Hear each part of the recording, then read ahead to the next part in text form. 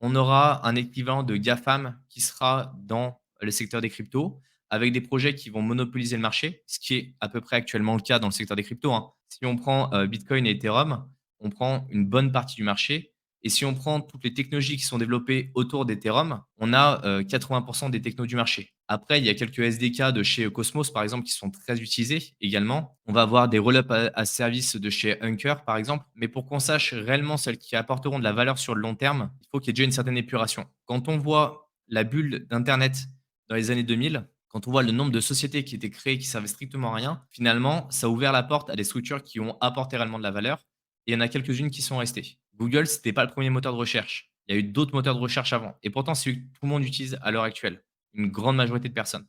Et donc, il faut arriver comme ça à voir les choses, mais c'est hyper dur d'arriver à se projeter sur 15-20 ans dans des secteurs où en 5 ans, on peut avoir une innovation qui est juste énorme, en fait.